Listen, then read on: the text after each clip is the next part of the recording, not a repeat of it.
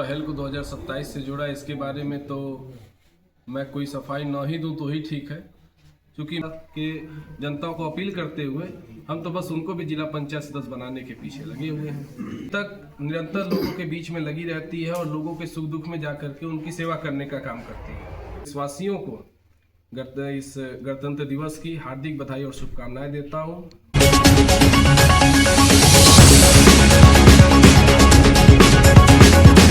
वर्तमान में भी विश्व हिंदू रक्षा परिषद का प्रदेश अध्यक्ष हूँ और सुहेलदेव भारतीय समाज पार्टी एक राजनीतिक संगठन, एक पार्टी है, उसमें मैं बतौर सदस्य जुड़ा हूँ।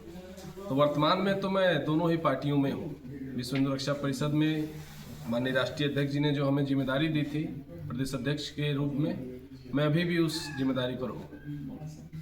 जैसा कि सारे लोग कई सारे कयास लगा रहे हैं कि 2027 के दृष्टिगत आपके ये कदम रहे हैं, इस पर क्या कहना है? नहीं, देखिए, किसने किस प्रकार से क्या चीज़ को देखते हुए इस पहल को 2027 से जोड़ा, इसके बारे में तो मैं कोई सफाई ना ही दूं तो ही ठीक है, क्योंकि मेरे दिल दिमाग में तो अभी ऐसा कुछ नहीं है कि हम 2027 में कोई तैयारी करें। मेरी तो बस प्रयास ये है कि हमारे साथ के जो लोग हैं, जो पंचायती चुनाव में जिला पंचायत सदस्य का चुनाव लड़ रहे हैं अलग अलग वार्ड से, चाहे वो प्रिया गुप्ता जी हों वार्ड संख्या 46 से, चाहे पंकज हों वार्ड संख्या 45 से, चाहे राधेश्याम गुप्ता जी हों वार्ड संख्या 41 से, चाहे अनीता यादव जी हों वार्ड संख्या 57 से।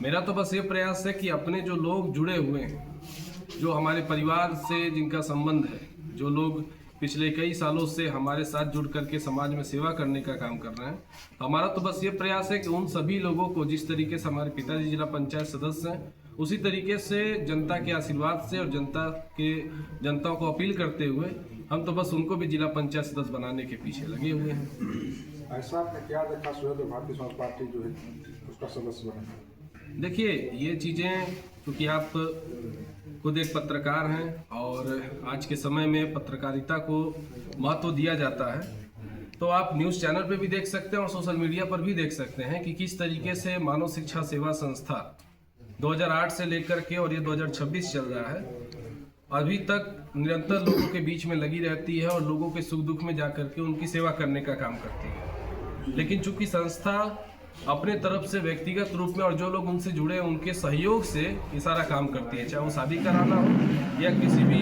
गरीब दुखिया घर पे मदद पहुंचाना हो, और यही चीज़ें सरकारी रूप में सुहेलदेव भारतीय समाज पार्टी करती है। तो सुहेलदेव भारतीय समाज पार्टी की सोच और कहीं ना कहीं हमारे संस्था की और हमारे लोगों की सोच एक दूसरे से बहुत ज़्यादा ही मिलती जुलती है। तो यही एक वजह है कि उनके भी कार्यों को देखते हुए और उनकी जो सोच है उस सोच को देखते हुए हमें भी प्रसन्नता हुई, और यही वजह है कि हम सुहेलदेव भारतीय समाज पार्टी से जुड़े।